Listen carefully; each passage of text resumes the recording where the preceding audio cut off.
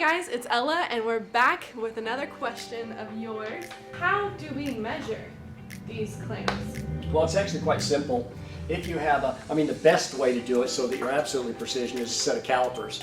We use a set of dial calipers here, but you can also have a one that have a graduated scale on them if you choose to.